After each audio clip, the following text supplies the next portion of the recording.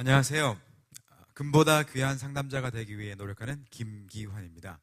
이렇게 아름다운 자리에 불러주셔서 감사합니다. 저는 잠시 여러분과 관계에 대해서 한번 이야기를 해보려고 합니다. 관계하면 어떤 것이 떠오르시나요? 우리가 관계 때문에 행복해하기도 하고 천국을 경험하기도 하고 또 관계 때문에 어떨 때는 정말 지옥을 경험하기도 하는데 그 관계에 대해서 한번 이야기를 해보려고 합니다. PPT 좀 보여주시겠어요? 자, 여기 한자가 하나 있습니다. 무슨 글자죠? 예, 그죠. 아주 이렇게 쉬운 질문을 그죠. 사람인자입니다. 사람인자는 여러분들 아시다시피 두 사람이 서로 기대어 있는 모습을 본따 만든 상형 문자라고 하죠. 마치 여기 있는 이 두 연인의 모습처럼 갑자기 시선이 이렇게 눈에 불이 들어옵니다. 두 사람이 기대어 있는 모습을 본따 만든 글자가 바로 사람인자라고 합니다.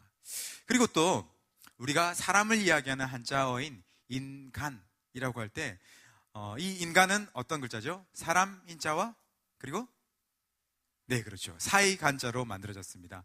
사람과 사람 사이, 즉 사람과 사람 사이가 바로 인간의 정의라는 것이죠. 여기서 보시는 것과 같이 인간을 정의를 내릴 때부터 사람과 사람, 즉 한 사람이 있으면 어쩌면 온전한 인간이라고 말할 수 없다라고 말할 정도로 사람을 정의 내릴 때부터 그때부터 이미 관계에 대한 내용들이 들어있다는 것이죠. 또 다른 재미있는 내용이 있습니다.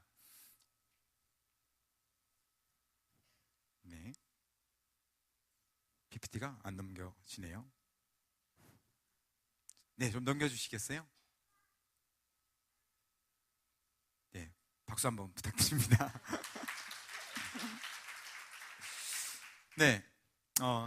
또 한 가지는요, 여러분들이 여기 이 사진을 보시면 알겠지만 여러분들 경험이 있으시죠? 조카들이나 아기들을 보면 이렇게 손가락을 내밀면 아기들이 어떻게 합니까? 잡죠, 그죠? 이렇게 손을 내밀면 아이들이 우리의 손가락을 잡습니다. 그것을 잡기 반사라고 합니다.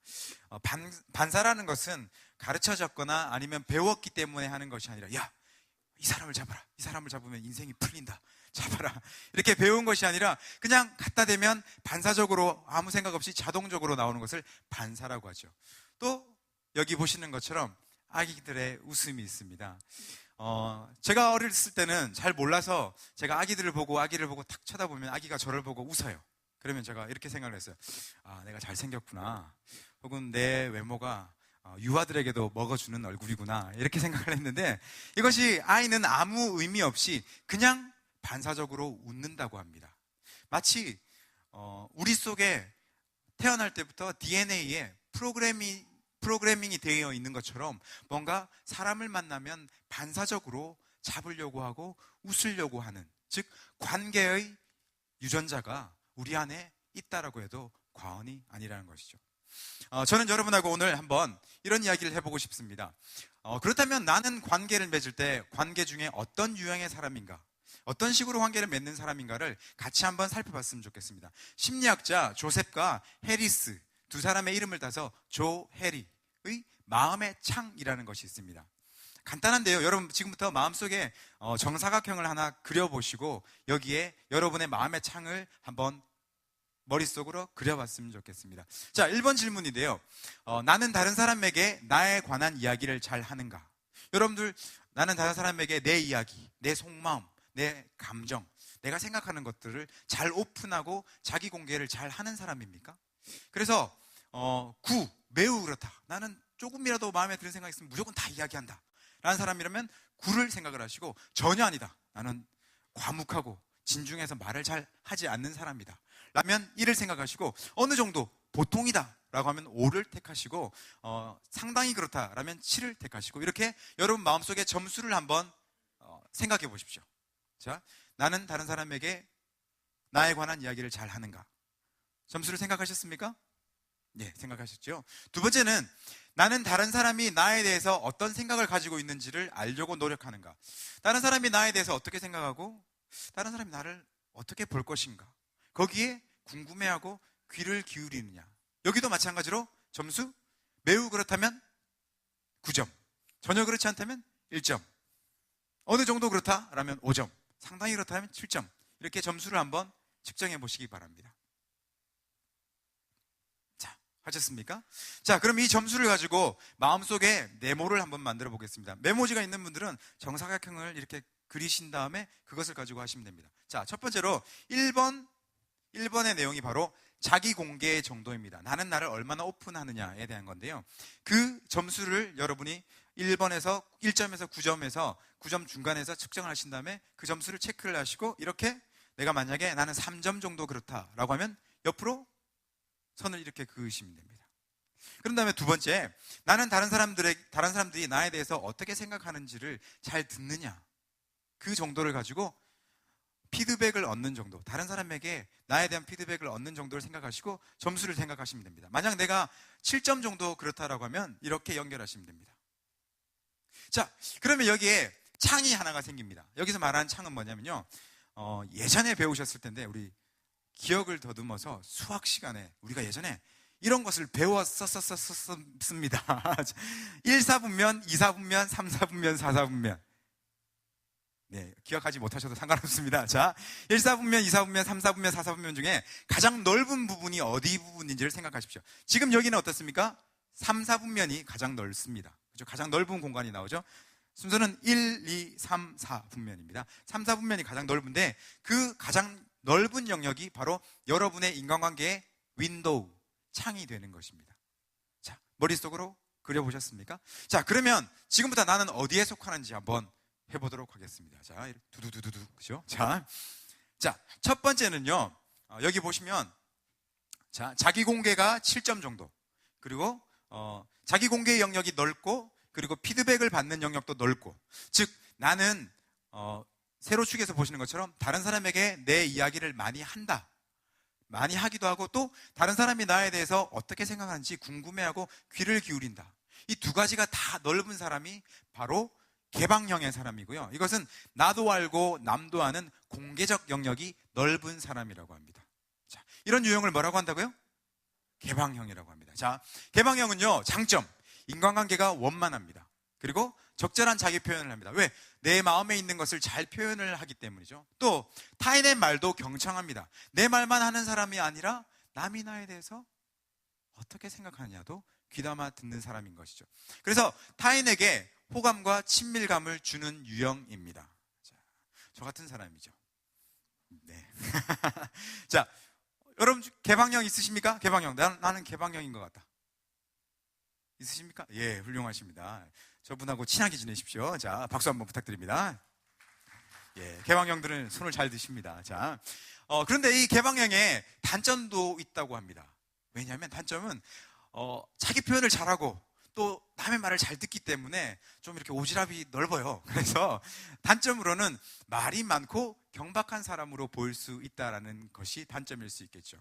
우리가 사교적인 사람들에 대해서 좀 저 사람 너무 말이 많아, 저 사람하고 있는 건 조금 부담스러워 라고 느낄 수 있죠. 하지만 나에 대한 표현을 많이 하고 또 남이 나에 대해서 어떻게 생각하는지를 잘 듣는 사람을 우리가 개방형이라고 하고 아주 건강한 사람이라고 합니다. 자, 두 번째 유형입니다. 두 번째 유형은 어떻습니까? 자기 공개는 많이 하는데 어떻습니까? 남에게 받는 피드백은 적은 거예요. 즉, 내 말은 많이 하지만 남이 나에 대해서 어떻게 생각하는지 귀를 기울이는 것은 좀 부족한 사람이죠. 그래서 이런 사람들은 맹목의 영역이라고, 남들은 알지만 나는 모르는 영역이 넓은 사람입니다. 이런 유형을 뭐라고 하죠? 주장형이라고 하죠. 그죠? 이 사람들은 장점은 자신의 기분과 의견을 잘 표현합니다. 이 사람들은 항상 이야기를 합니다. 나는 내 마음에 걸리는 거 있으면 다 이야기해. 나는 뒤끝 없어 라고 하죠. 근데 옆 사람들이 뒤끝이 남죠. 자, 자기는 뒤끝이 없지만 자기는 뒤끝이 남아요. 다른 사람들은 뒤끝이 남죠. 자신감이 있고 솔직하고 시원시원한 사람입니다. 장점이죠. 리더가 되는 경우들이 많이 있습니다. 근데 단점은 뭡니까? 타인의 반응에 무관심하고 타인이 나에 대해서 뭐라고 말하는지 별로 귀를 기울이지 않을 수 있다는 것이죠. 그래서 때로는 독단적이고 독선적인 태도를 취하기도 합니다. 자, 그래서 이런 사람들은 타인에게 진지하게 귀를 기울이는 노력이 필요합니다. 주변에 훌륭하신 성공하신 분들 중에도 이렇게 주장형들이 있습니다. 그렇죠? 아버님들 중에도 주장형이 있습니다. 내가 말하면 따라야 되는 거지. 약속은 내가 정한다. 뭐 이렇게죠. 표현을 하지만 다른 사람들에게 귀를 기울이는 것은 좀 약한 부분이라고 할 수가 있겠죠. 자, 그 다음 유형입니다. 그 다음 유형은요, 자기 공개는 어떻습니까? 적게 합니다. 그런데 남의 말을 신중하게 듣고 남의 말에 귀를 기울이는 것은 많이 하는 사람들이죠. 이런 유형을 뭐라고 하죠? 신중형이라고 합니다. 즉, 말은 잘 하지 않지만 뭐라고 말하는지 다 귀를 기울여서 잘 들어주는 사람들입니다. 신중형인데요. 이 사람들은 나는 알고 있지만 다른 사람들은 모르는 숨겨진 영역이 넓은 사람들이라고 하죠. 장점은 수용적이고 속이 깊고 잘 적응할 수 있습니다. 왜? 함부로 표현하지 않고 귀를 기울여서 듣기 때문에 잘 정보를 캐낼 수 있는 것이죠. 단점은요, 혼자 생각하면서 약간 계산적이고 실리적인, 말은 하지 않지만 머릿속으로 이렇게 머리가 막 팽팽팽 돌아가는 것이죠. 그런 경향이 있을 수 있고요, 내적으로 고독할 수 있습니다. 그래서 이런 사람 경우에는 친구들이 이런 말을 합니다. 야, 너는 내가 10년도 넘게 알고 지냈는데 네 속을 잘 모르겠다. 이런 피드백을 받을 수 있는 사람들이 있죠. 그래서 이런 사람하고는 오래 지냈지만 그 사람이 무슨 생각을 하는지, 그 사람이 어떤 마음을 가지고 있는지 알기 어려운 사람이 있습니다. 그죠? 이런 분하고, 그죠? 이런 남자분하고 결혼하면 여자분들이 속이 터지죠. 그죠? 속이 터져서 이야기 좀 해! 그러면 이야기 안 하죠. 그죠? 이야기 좀 해! 하면 자기 방으로 들어가거나 아니면, 그죠? 소파에 이렇게 기대가지고 TV를 보게 되겠죠. 신중형입니다. 자, 그래서 이런 사람들은 좀 더 자기 개방을 통해서 깊이 있는 교류를 하는 것이 필요합니다. 좀 나를 더 적극적으로 표현할 수 있는 사람. 어쩌면 이런 사람들은 나를 표현했을 때 혹시 저 사람이 거절하지 않을까?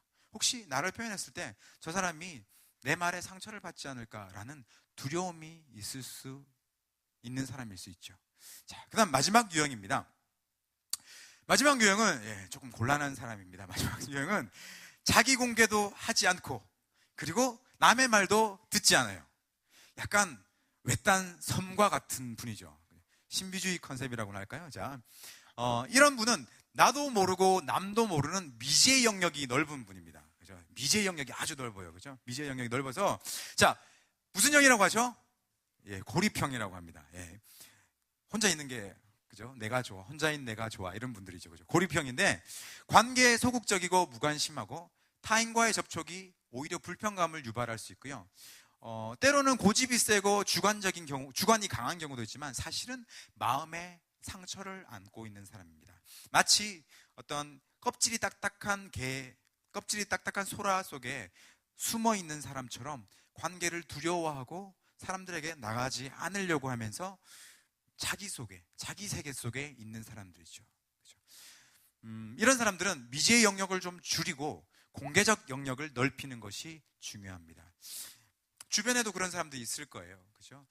요즘 청소년 중에는 은둔형 외톨이라고 해서 정말 방 안에 갇혀서 나오지 않는 그런 친구들도 있습니다. 그래서 방 안에 혼자 있다가 머리도 자기가 거울 보고 이렇게 갖고 그런 친구들이 있습니다. 부모님 출근하시면 나와가지고 테이블에 있는 음식을 먹고 이런 친구들도 꽤 많이 있고 많이 늘어나고 있는 상황입니다. 자, 이런 유형을 고립형이라고 합니다. 근데 우리가 생각하는 것은 그렇습니다. 누구나 건강한 개방형과 같은 삶을 살고 싶어 하지만 우리 마음대로, 우리 뜻대로 되지 않는 것 같습니다. 저는 그렇게 생각합니다. 관계 또는 사랑, 이 모든 것은 배워야지만 할 수 있는 것 같습니다. 사랑을 하는 유전자는 우리 안에 있지만 잘 사랑하고 잘 교제하고 잘 관계를 맺는 것은 많이 배워야 할 수 있는 게 아닌가 생각이 듭니다. 자, 그렇다면 제 뒤에 저보다 더 키가 크시고 잘생긴 목사님께 한번 관계가 무엇인지 배워보도록 하겠습니다. 감사합니다.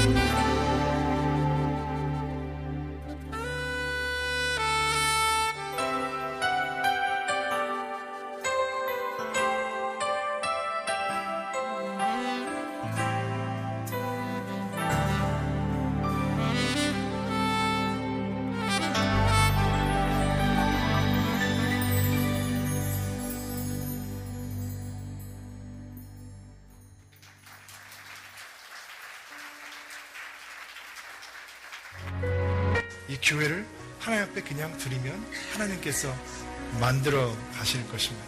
그것이 믿음입니다. 우리가 정말로 하나님 앞에 드릴 수 있는 것은 그 마음과 그 믿음이라는 걸 기억하고 새롭게 출발하는 우리가 되기를 주의 이름으로 축복합니다.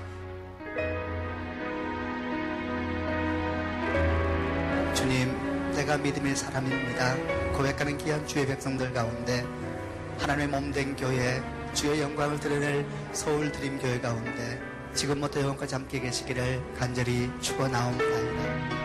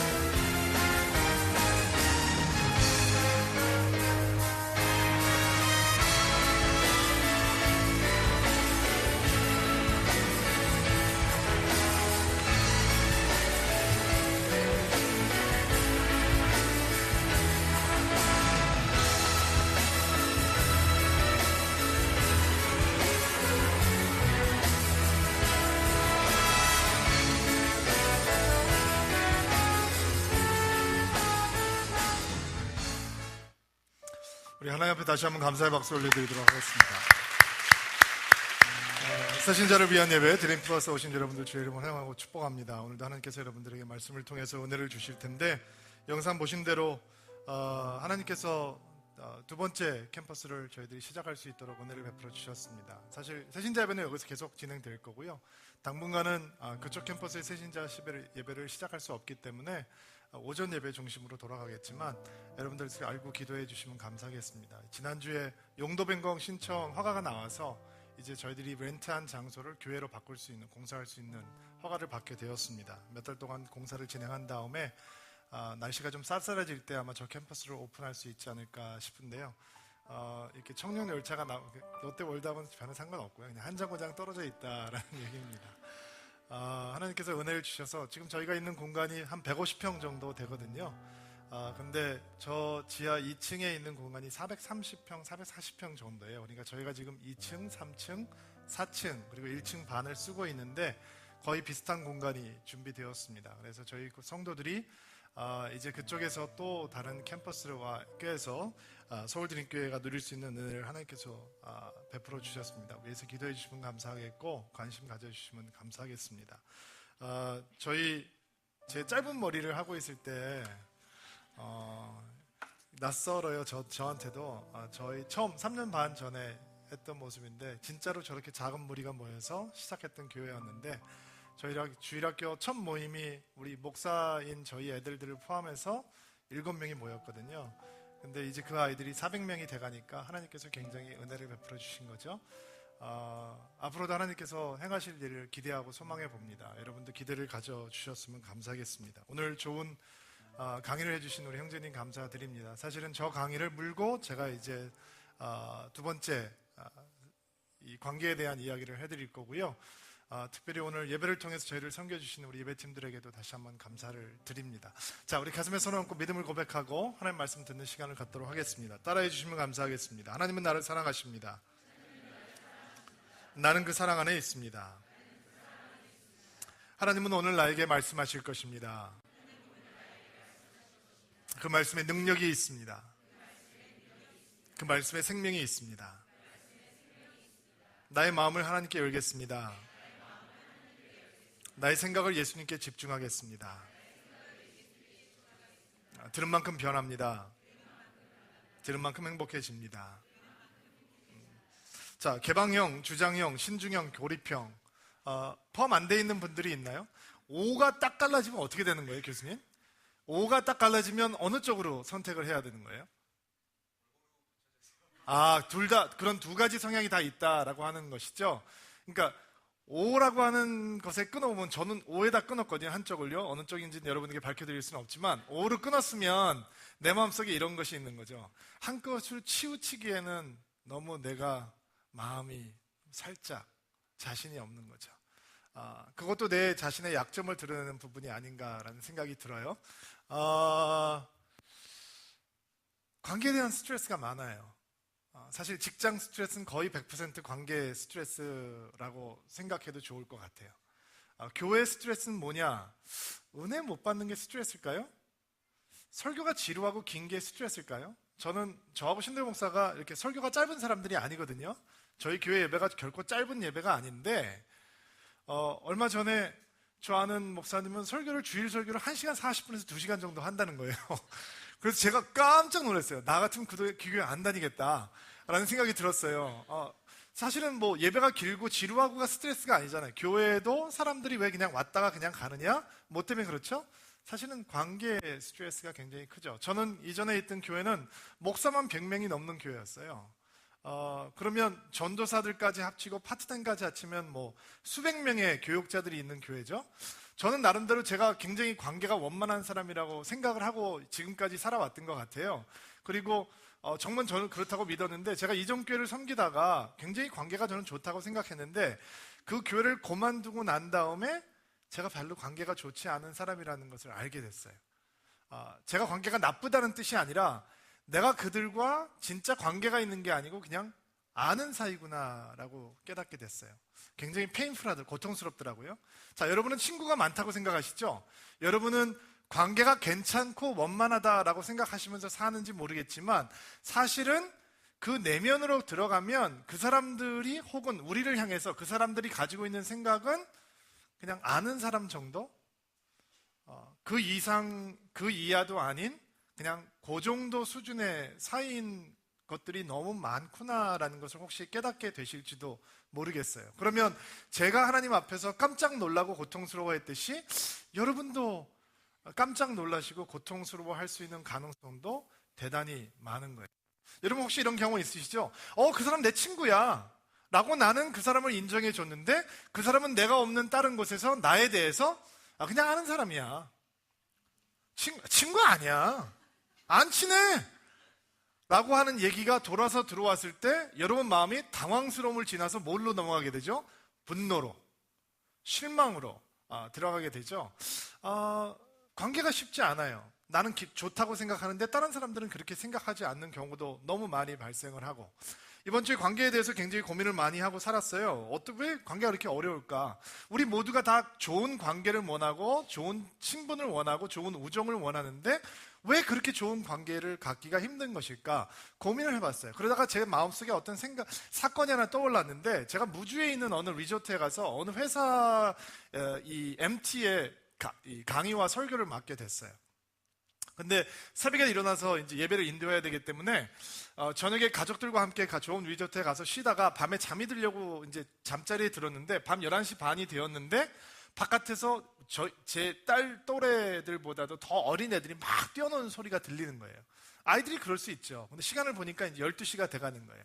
그리고 제가 문을 열어보니까 저희 숙소 바깥에는 이렇게 로비 같은, 이렇게 리빙룸처럼 소파가 만들어져 있어서 그냥 그 리조트에 있는 사람들이 바깥에 와서 쉽게 쉴 수 있고 대화할 수 있는 공간인 거예요. 그러면 그런 공간에서는 그냥 시간이 늦으면 방으로 들어가서 놀면 되는 거죠. 그렇죠? 그게 상식인 거예요. 아이들은 그거를 구분할 수 없어요. 근데 어른은 그거를 구분할 수 있어야 돼요. 지금은 늦은 시간이고 여기는 공공장소고 내가 여기서 시끄럽게 떠들면 다른 사람들에게 방해가 되니까 애들을 안으로 데리고 들어가면 되는 거죠. 근데 이 사람들은 그냥 아이들을 이렇게 내걸려 두고 편안하게 계시는 거예요. 막 애들이 떠드는 거죠. 애들은 당연한 거예요. 애들은 잘못이 하나도 없어요. 그래서 제가 문을 열고 이렇게 부탁했어요. 죄송한데 밤이 늦었으니까 조금 조용하게 해주실 수 있습니까? 라고 부탁을 드렸어요. 그리고 알았습니다. 당연히 하겠죠. 그리고 문을 닫으려고 그러는데 말 한마디가 툭 들려오는 거예요. 애들 노는 거 가지고 뭘 그러냐. 여러분, 제가 그렇게 빡빡한 사람이 아니에요. 빡빡해 보이는 거는 인정해요. 근데 빡빡한 사람이 아니에요. 저도 아이들이 그렇게 놀 때 흥분돼서 한다는 거 인정하고요. 저는 예배 시간에 애들 뛰어다니고 돌아다니는 거 전혀 부담 없고, 오히려 아이들을 그렇게 키우기를 원하는 사람이에요. 애들 가지고 계시는 분들 계시면 데리고 오세요. 여기서 멋지게 찬양하는 거 보여주시고, 엄마 아빠가 예배하는 거 보여주세요. 제 설교하는 거 전혀 방해되지 않아요. 근데 아이들 노는 거 가지고 뭐 그러냐라고 하는 말 가운데 우리가 좋은 관계를 유지하지 못하는 미숙함이 들어있는 거예요. 배려가 없는 거예요. 왜 좋은 관계가 힘드냐? 자기가 편하면 다른 사람들이 불편해도 괜찮다라고 생각하는 마음이 있는 거예요. 배려가 없다는 말이죠. 그래서 사람들이 이 관계가 좋은 관계를 맺을 수 없게 되죠. 할머니하고 할아버지하고 황혼 이혼을 하시게 되었어요. 그런데 할아버지하고 할머니하고 변호사를 앞에 두고 이혼 서류에 도장을 찍으시기 전에 마지막으로 삼계탕 점심을 드시게 됐대요. 근데 할아버지가 조용히 삼계탕을 드시다가 닭가슴살을 떼가지고 할머니 접시에다 이렇게 놔드렸대요. 할머니가 이렇게 말씀하시대요. 이 영감탱이 끝까지 자기중심적이구만. 나는 다리를 좋아해, 다리. 나는 평생 다리를 좋아했다고. 당신은 그것도 모르고 살았어 라고 할머니가 얘기를 하세요. 근데 할아버지가 할머니를 쳐다보지도 않고 이렇게 말씀을 하셨대요. 내가 제일 좋아하는 부위가 닭가슴살이야. 여러분, 자기가 좋아하는 거 평생 준 거예요. 다른 사람이 그거 싫어하는지도 모르고 다리를 좋아하는, 배려가 없는 거죠. 남편은 설렁탕을 좋아해요. 아내는 파스타를 좋아해요. 남편이 아내 맛있는 거 사주고 싶은 거예요. 어디 데리고 가겠어요? 설렁탕집. 오래된 설렁탕집. 아내는 배려받는다고 생각해요? 배려받지 못한다고 생각해요? 뭐 배려받는다는 생각을 못하는 거죠. 여러분, 배려가 없어서 관계가 깨어지는 거예요. 또 생각해 보았어요. 왜 관계가 힘들어지냐? 편견 때문에 힘들어져요. 편견은 진짜 사람의 모습을 보는 것을 거부하는 거죠. 이런 말이 있어요. 예쁜 학생이 장학금을 따면 팔방미인이다 라고 얘기를 한대요. 근데 못생긴 학생이 장학금을 따면 독종이라고 부른대요. 편견인 거죠. 사람들을 향한 편견. 이런 글도 보았어요. 여기서 선생님이 계시면 양해를 구합니다. 그냥 제너럴라이즈 되어 있는 말씀이니까 교직에 계시는 분들은 상처받지 않고 들으시길 바랍니다. 선생님이 성적표를 나눠주면서 부자 학생에게 이렇게 칭찬을 합니다. 너는 공부도 잘하는구나. 가난한 아이가 성적표를 받으러 나옵니다. 그리고 선생님께서 너는 공부도 못하는구나. 편견이죠. 편견이에요. 그 편견이 사람과 사람의 사이를 망가뜨리고 무너뜨리게 되는 것이죠. 세 번째, 우리의 관계가 왜 이렇게 힘들까? 왜 어려워질까? 무관심이 우리의 관계를 망쳐놓는 것 같아요.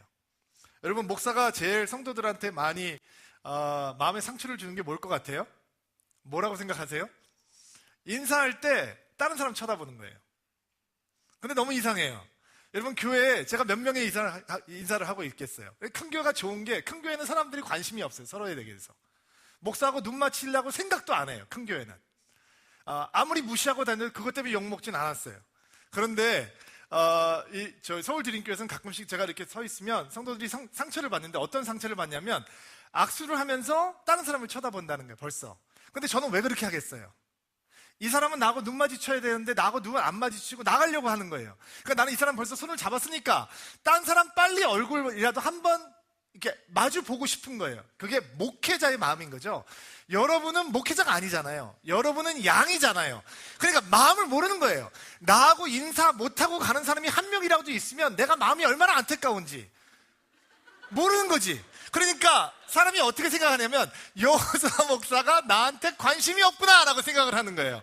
이해가 되세요? 그러니까 나는 될 수 있으면 많은 사람하고 눈을 마주치고 싶은 거예요. 왜냐면 그래야지 내가 당신에게 관심이 있다라는 걸 보여주고 싶으니까. 근데 그 사람은 내가 다른 사람을 보는 순간 뭐라고 생각하냐면 내가 그 사람에게 관심이 없다라고 생각하는 거예요. 그게 아니고요, 다른 사람에게 관심이 있을 뿐이에요.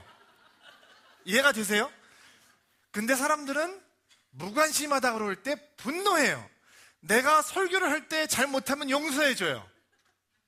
내가 그들에게 다른 실수를 해도 용서해줘요. 근데 악수하다 딴 사람 쳐다보면 오래 간단 말이에요. 왜? 이 무관심이라고 생각을 하니까. 무관심이라고 생각하니까.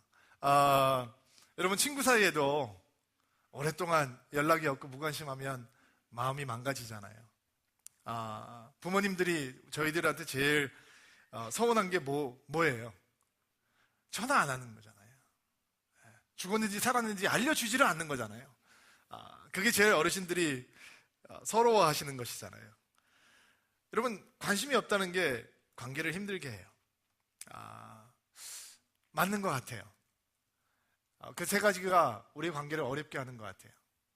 여러분 중에는 개방형도 있으실 것이고, 자기를 주장하는 주장형도 있으실 것이고, 사람들 사귀기를 굉장히 고민하는 신중형도 있으실 것이고, 어쩌면 일부러 그러는 것이 아니라 너무 사람들에게 상처를 줬다 보니까, 그리고 교회에서조차 사람들에게 치다 보니까 원치 않지만 점점 고립형으로 변해가는 분들도 계실 거예요. 그런데 오늘 하나님 말씀을 통해서 정말 관계를 리셋하기 위해서 우리는 무엇을 할 수 있을 것인가 잠깐 이야기를 나누어 보도록 하겠습니다. 오늘 빌립보서 4장 말씀을 통해서 이야기를 나눌 텐데요. 먼저 본문을 좀 읽기 전에 본문에 등장하는 빌립보 교회는 굉장히 좋은 교회였다라고 하는 것을 여러분 기억하고 계셨으면 좋겠습니다.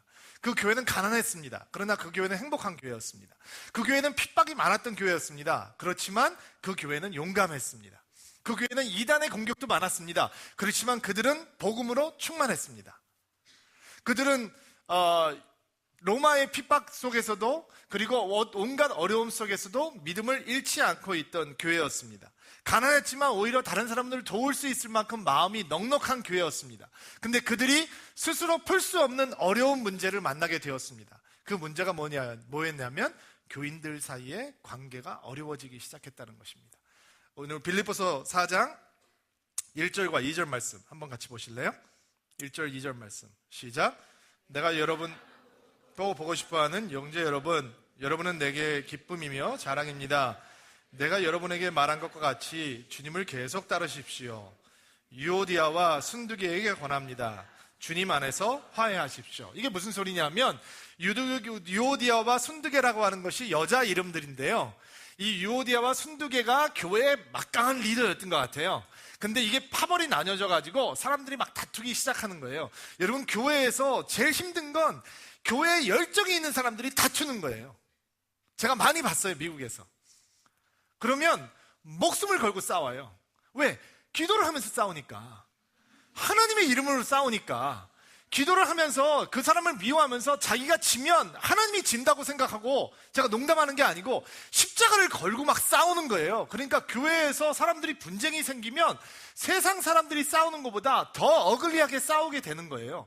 착각을 하기 때문에 그것이 믿음이라고, 자기의 신앙과 관계가 있다고, 하나님과 관계가 있다고 생각하면서 싸우기 때문에 더 힘들어지게 되는 것이죠. 이 두 사람 사이에 관계가 문제가 생길 것 같아요. 근데 사도 바울이 이렇게 얘기를 하죠. 유오디아와 순두개 화해하라. 개역 개정판을 보니까 한 마음을 품으라. 관계를 개선하라. 관계를 리셋하라 라고 말씀해주고 계시는 거예요. 그러면 귀를 기울이셔야 돼요. 그래?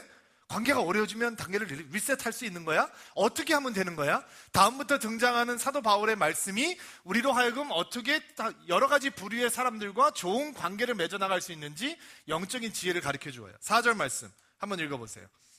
빌립보서 4장 4절 말씀 시작.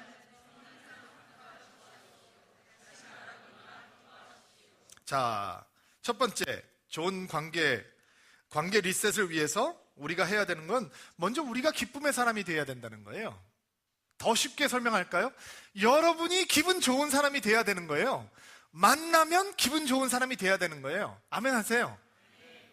사람들이 여러분 만나면 좋아해요? 저는 가끔씩 이런 질문을 해요. 어린이 사역을 하거나 청소년 사역을 하는 사람들한테 어떻게 사역 잘하고 계세요? 라고 하면 목사님 제가 너무 기쁩니다. 너무 좋습니다. 그러면 저는 반드시 물어봐요. 농담 아니에요. 진담이에요. 애들도 좋아합니까? 애들도 당신을 인조해합니까? 당신은 애들을 막 좋아하고 청소년을 좋아한다고 하는데 청소년들이 혹시 당신이 나타나면 계속 문제만 하고 있든지 막 어떻게 버틸 수가 없어가지고 막 딴 데 쳐다보고 그러지 않고 반짝반짝하면서 당신을 쳐다봅니까? 꼭 물어봐요. 왜냐면 애들이 좋아해야죠. 가르치는 사람이 혼자 좋아하면 어떡하겠어요? 여러분, 좋은 관계를 어떻게 만들어 나가느냐? 막 엉클어진 관계를 어떻게 개선해 나갈 수 있느냐? 여러분이 기분 좋은 사람, 기쁨의 사람이 되는 거예요. 여러분, 이런 사람들 보셨죠? 만나면 짜증나는 사람이 있어요. 모든 게 다 짜증이래. 짜증나. 그 사람 못 견디겠어. 내가 그 사람 만났는데 너무 성질나. 막 뚜껑이 열렸어. 이런 얘기만 계속 하는 거예요. 어떻게 온 세상이 우리를 분노하는 계기밖에 안 될까요? 만나면 만날수록, 그런 사람들을 만나면 마치 이 블랙홀, 에너지 블랙홀이 생기는 것처럼 너무 안 좋은 에너지들이 빠져나가기 시작하죠. 좋은 관계를 위해서는 우리가 기분 좋은 사람이 되어야 하는 것입니다. 언제가 제가 저희 사촌뻘이 되는 목사님과 함께 대화를 하다가 어떤 사역에 대해서 얘기를 했는데, 제가 좀 비판적으로 얘기를 했던 것 같아요. 저희 아내가 저한테 이렇게 얘기를 해요. 당신은 왜 얘기를 하면 이렇게 비판적으로 얘기를 하냐? 제가 하나님 말씀으로 쑥 받았어요. 그리고 될 수 있으면 제가 그렇게 안 하려고 해요. 왜냐하면 그게 나를 불쾌한 사람으로 만들어주는 거예요. 만나기 싫은 사람, 부담스러운 사람, 만나도 아무 소용없는 사람, 그냥 내 에너지만 뺏어가는 그런 존재. 예수 안에 있는 사람들에게는 환경을 초월할 수 있는 기쁨의 능력이 있어요. 그래서 주 안에서라고 하는 단어가 등장을 하는 거예요. 여러분, 우리도 감성을 가지고 있는 사람인데 어떻게 항상 기분 좋은 사람이 되겠어요? 여러분도 부부싸움 할 것이고, 여러분도 사람들에게 스트레스 받을 것인데, 속 없는 사람처럼 어떻게 방글방글 웃고 다니겠어요? 그러니까 사도 바울이 너희는 기뻐하되, 어디서? 주 안에서, 상황 안에서가 아니고, 사람 안에서가 아니고 주 안에서 기뻐하라는 거예요. 그러니까 여러분은 좋은 관계로 리세팅하기 위해서는 예수 그리스도 안에서 기분 좋은 사람이 돼가시는 거예요. 사람들이 여러분 만나면 기분 좋을 수 있어야 된다는 것이죠. 왜? 여러분 안에 성령께서 주시는 기쁨이 있기 때문이에요. 아멘 하세요? 있어요. 구원의 기쁨이, 예수님을 만난 기쁨이, 하나님과 함께하는 기쁨이 여러분 안에 있기 때문입니다. 자, 두 번째, 좋은 관계를 위해서, 좋은 관계 리셋을 위해서 필요한 것이 무엇이냐? 5절 말씀 보시겠어요? 시작.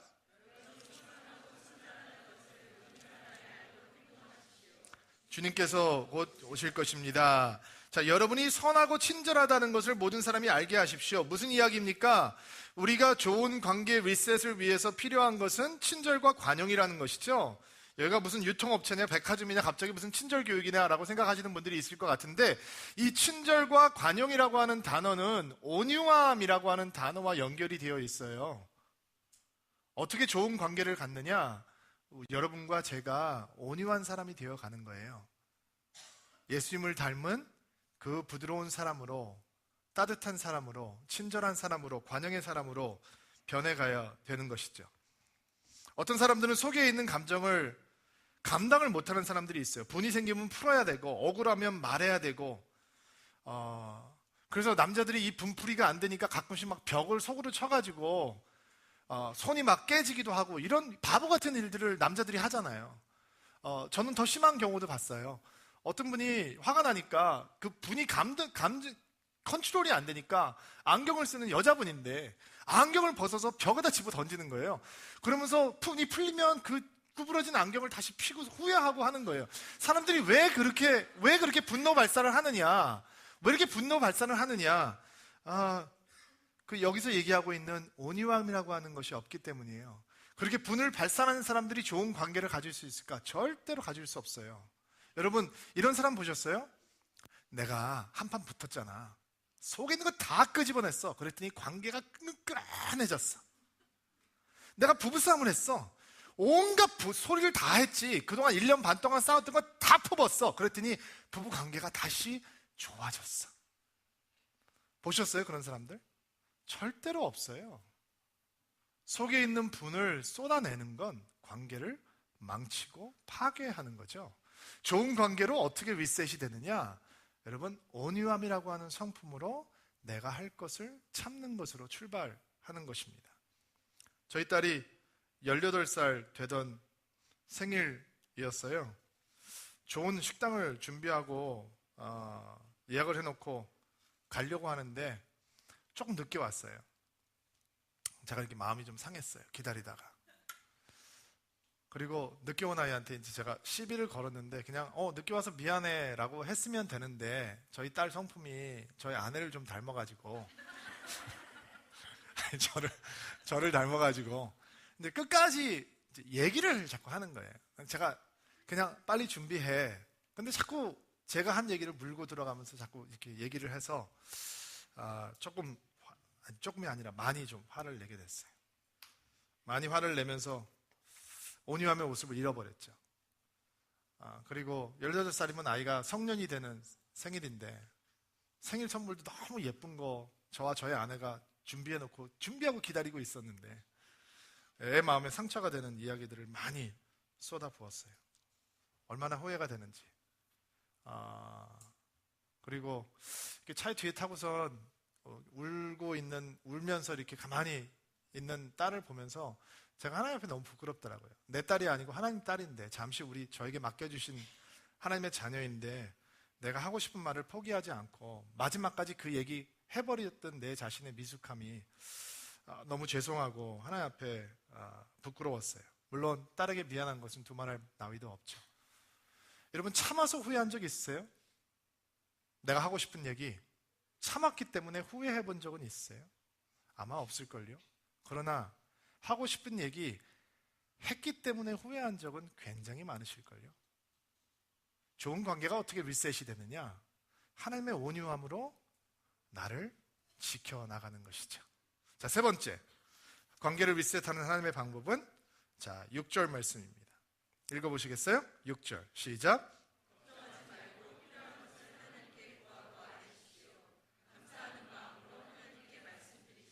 자, 관계를 리셋하는 세 번째 하나님의 방법은 기도하는 것인데, 특별히 어떤 기도냐? 6절 말씀해 보니까 어떠한 마음으로? 감사하는 마음으로 하나님께 드리십시오 라고 이야기하고 있죠. 특별히 감사 기도를 하는 거예요. 여러분과 관계가 좋은 사람이 있어요. 그 사람들에 대해서 감사할 수는 있죠. 그러나 여러분들과 관계가 안 좋은 사람들이 있어요. 여러분들에게 고통의 근원이 되는 사람들이 있을 수 있단 말이죠. 예를 들어서 시집살이를 아주 호되게 하는 며느리가 있어요. 그리고 그 시어머니를 부추겨서 자기를 괴롭히는 시누이가 있다고 생각을 해보자고요. 그러면 그 시어머니와 시누이를 막 마음속에 분노를 품고 원통함을 품고 하나님, 나를 이 억울함을 좀 도와주세요 라고 하는 기도는 누구나 다 할 수 있단 말이죠. 그러나 그 기도가 그 관계를 리셋하지는 않는단 말이에요. 관계를 리셋해주는 기도는 뭐냐면 나의 고통이 근원이 되고 있는 그 관계까지도 감사할 수 있는 기도라는 거예요. 목사님 정말 남의 얘기라고 너무 무책임하게 하시네요. 그게 그 머리는 누가 몰라요. 그게 가슴으로 됩니까? 잘 안 되죠. 잘 안 돼요. 근데 제가 이런 부부를 봤어요. 제가 미국에 있을 때 아버지 학교 사역을 하는데 어느 지역을 갔는데 남편이 아내에게 버림받은 사람이 있었어요. 그리고 아버지 학교를 통해서 이제 하나님을 만나게 됐어요. 아버지 학교를 하면 숙제를 해야 되는데 그 숙제 중에 하나가 아내가 사랑스러운 20가지 이유를 써서 아내 앞에다 읽어줘야 돼요. 대부분의 아내는 20가지가 안 돼요. 대부분의 아내는. 그래서 남편들이 그 숙제하는 걸 너무 어려워해요. 한 5가지, 10가지를 쓰면 안 나온대요. 그러니까 20가지를 쓰려고 그러면 곰곰이 생각해야 되는 거예요. 내 아내가 왜 사랑스러운가? 그리고 이 남자가 아내한테 버림을 받고 아내가 사랑스러운 이유 20가지를 썼어요. 그리고 다른 사람들은 아내에게 읽어주는데 이 사람은 아내가 같이 안 사니까 읽어줄 수가 없잖아요. 근데 아버지 학교를 하면서 정말 은혜를 받아가지고 이 사람이 아내를 찾아갔어요.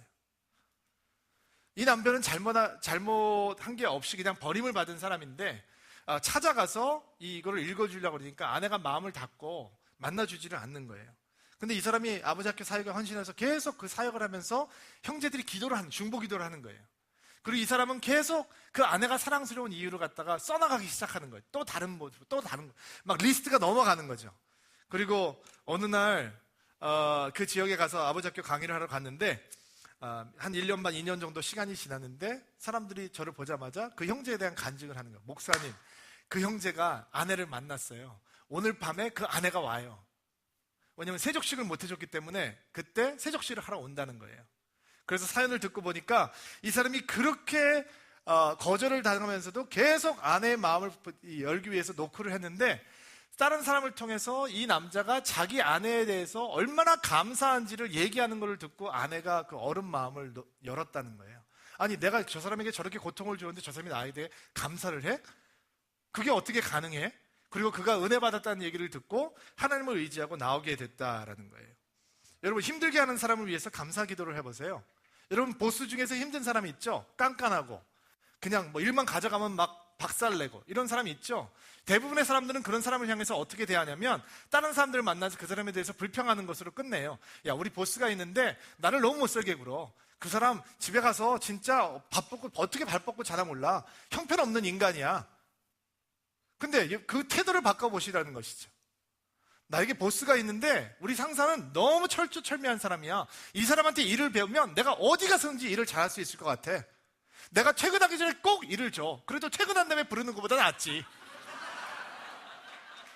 이 사람한테 일을 배우면 내가 어느 회사 가서든지 정말 일당백일 것 같아. 조금만 고생하면 내가 이 사람 때문에 정말 유능한 회사에 필요한 직원이 될 수 있을 것 같아. 목사님, 그게 가능합니까? 예, 가능합니다. 가능합니다.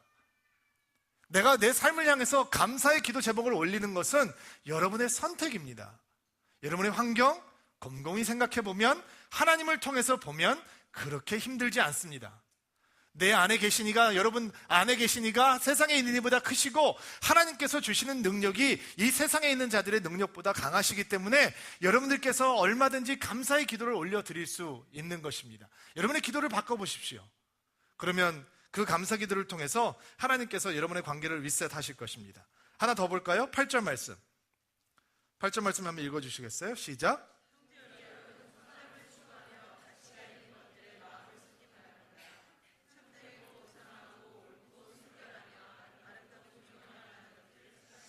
자, 관계를 리셋하는 하나님의 방법은, 자, 8절 말씀에 보니까 뭐라고 얘기를 하고 있냐면, 참되고 고상하고 옳고 순결하고 아름답고 존경할 만한 것들을 생각하십시오. 무슨 얘기예요?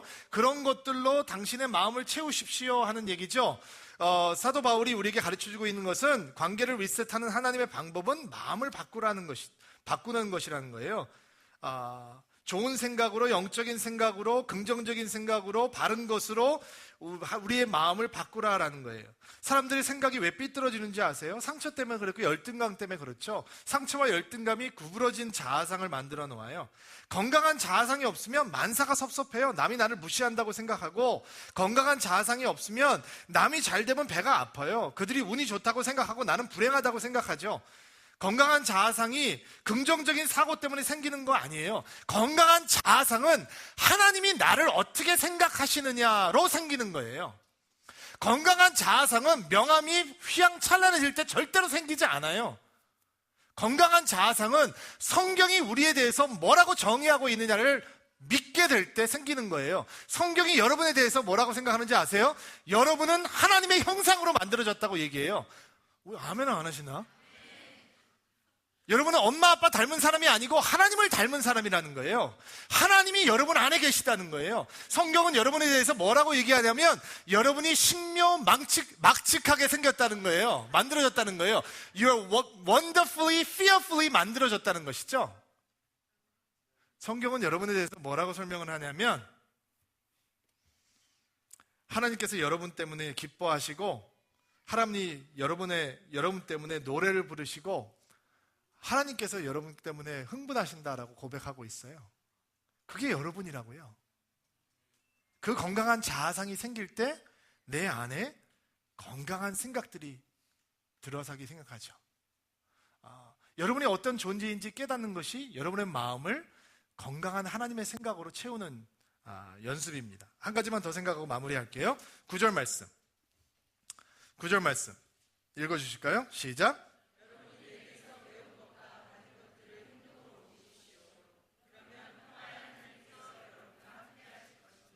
자, 관계 리셋을 위한 하나님의 방법은, 여기에 나오는 키워드는 행동으로 옮기십시오라고 하는 것이죠. 여러분, 생각하는 말 하지 마시고, 구상만 하지 마시고, 실제로 좋은 관계를 만들어 가기 위한 현장으로 여러분 자신을 던져 가시는 것입니다. 성경이 우리에게 가르쳐주고 황금률이 있습니다. 너희들이 대접받고 싶은 만큼 대접하라. 그것이 성경의 가르침이라고 성경은 이야기하죠. 여러분, 좋은 관계를 심고 싶습니까? 그러면 좋은 친구가 되시는 것입니다. 여러분, 존경받는 관계를 갖고 싶습니까? 그러면 다른 사람을 존경해 주시면 됩니다. 여러분, 다른 사람들이 여러분에게 친절했으면 좋겠습니까? 그러면 여러분이 친절하시면 됩니다. 여러분에게 친밀하게 대우를 받고 싶습니까? 그러면 다른 사람을 친밀하게 대우하시면 됩니다. 관계의 문제는 사람에게 있지 않습니다. 내가 그렇게 하지 않으면서 남에게 그것을 요구하기 때문에 관계의 친밀이 만들어지지 않는 것입니다. 관계는 물을 주고 가꿔야 합니다. 아까 우리 김기환 교수님께서 말씀하신 것처럼 관계는 시간이 지난다고 저절로 형성되지 않습니다. 관계는 물을 주고 가꿔야 합니다. 저에게는 제가 저를 사랑하는 것보다 저를 더 많이 사랑해주는 친구가 있습니다. 저는 그 친구가 너무 좋아서 오늘 이렇게 처음 왔을 때 그 친구와 함께 이렇게 이야기를 했습니다. 내가 나중에 미국에 돌아가게 되면, 그때는 제가 미국 돌아가기 위해서 한국을 나왔으니까, 돌아가게 되면 내가 너 미국 초청하면 너 미국 와서 나랑 같이 목회할래? 저는 그냥 어느 교회든지 상관없이 그 친구와 함께 목회를 하면 행복할 거다라고 생각을 했습니다. 근데 하나님께서 그 말을 제 친구의 영혼 가운데 심으셨습니다. 그리고 오랜 시간이 지나고 다른 사람들은 우리의 사이를 보면서 굉장히 질투를 했습니다. 두 사람 사겨? 뭐 얘기를 하면서 굉장히 질투를 하더라고요. 그리고 저는 이전에 섬기던 좋은 교회를 그만두고 새로운 교회를 개척하기 위해서 사임했을 때 그 사랑하는 친구가 나도 함께 그 길을 가겠다라고 결정해 주었습니다. 그리고 4년 정도 시간이 지났습니다. 저는 신대 목사 오늘도 예배 끝나면 같이 항상 둘이서 점심을 먹거든요. 둘이 이런 이야기를 했습니다. 야, 둘이 있는데 이렇게 좋은데 왜 혼자 목회를 하지? 혼자 하는 사람들은 외롭고 힘들어서 어떻게 하지? 우리는 너무 좋다. 이번 주에 저희 딸이 대학생이 돼서 저희 곁을 떠나게 됩니다. 저한테는 굉장히 이모셔널한 날이죠. 저는 제 딸한테 오늘 서울드림교회에서 마지막 예배를 드리는 딸한테 이렇게 얘기를 했습니다. 가서 신 목사님께 축복 기도를 받아. 아빠 왜? 저는 왜 그렇게 얘기했냐면 내가 축복하는 것보다 나는 그 친구가 더 깊이 기쁘게 축복해 주겠다는 것을 알고 있기 때문입니다. 관계 어렵죠. 그러나 생기면 말로 설명할 수 없는 축복입니다. 이 하나님의 축복의 관계가 저를 하나님의 행복의 자리로 인도했던 것처럼 여기 함께 하시는 모든 드림인들을 그 행복의 자리로 인도하는 놀라운 복이 있게 되기를 주의 이름으로 축복합니다. 같이 한번 일어나시겠어요? 오랫동안 앉아 계셨는데.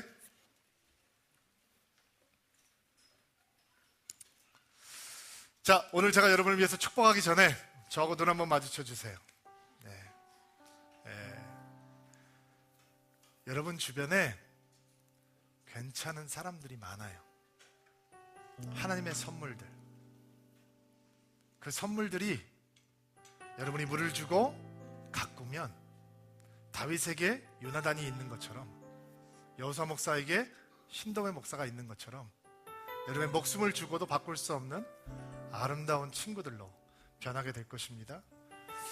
그 축복이 여러분들이 있게 되기를 바랍니다. 하나님, 우리가 부족해서 관계가 너무 힘들다는 것을 고백하게 됩니다. 그러나 오늘 주의 말씀을 통해서 다시 한번 배웁니다. 우리의 관계를 하나님께서 리셋해 주시고 그 관계의 풍성함을 누릴 수 있는 인생으로 변화될 수 있도록 우리의 삶을 축복하여 주옵소서. 예수님의 이름으로 기도하옵나이다.